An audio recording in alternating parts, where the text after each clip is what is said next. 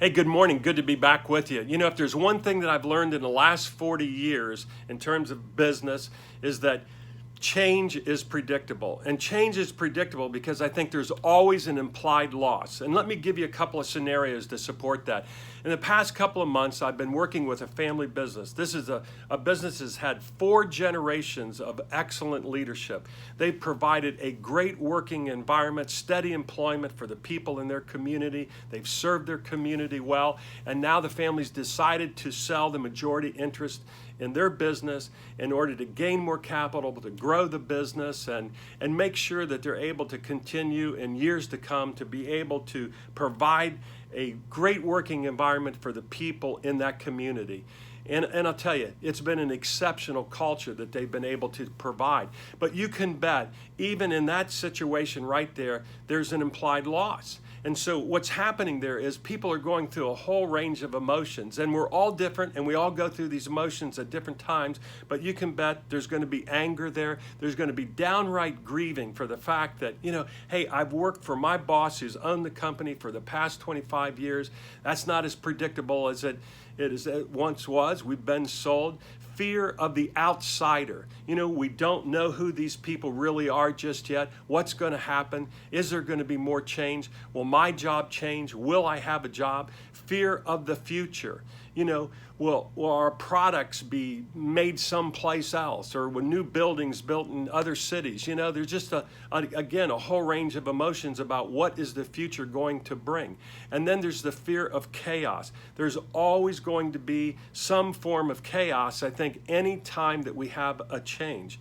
And then fear of insignificance. Again, when you walk in every morning and you see the boss that owns the company and they care and they're always reaching out, you do feel significant. You do feel valued. And maybe there could be a loss of that with that outsider coming in. We don't know that yet, but that right now it is what it is. And there's a whole range of emotions, again, that people go through.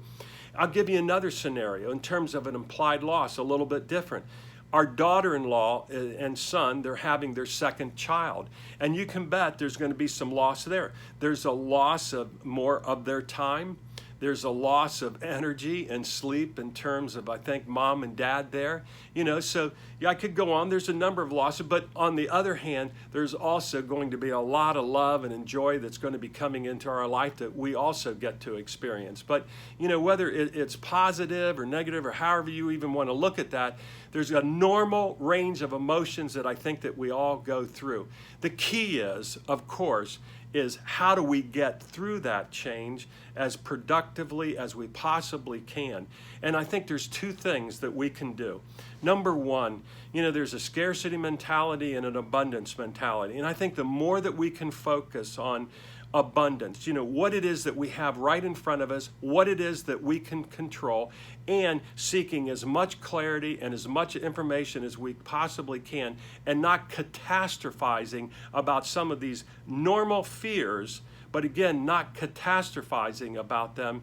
And I'll say this, having a little more grace and tolerance sometimes for our leadership, and leadership having that tolerance and grace for the folks that are going through that. Because again, we all don't go through that change process maybe as quickly or as slowly. We're all unique. We all experience these emotions in different ways. And I think at the end of the day, a little more tolerance and a little more grace is going to help all of us to make it through that change process, maybe a little more effectively or easily, or however you want to say it. A little more focus on the abundance mentality for all of us, I think, goes a long way. A little tolerance and a little grace. I'll leave you with that. I hope you've had a great week. I hope you have a great weekend. I'll see you here next week. This is Pete Kunk, Built to Lead.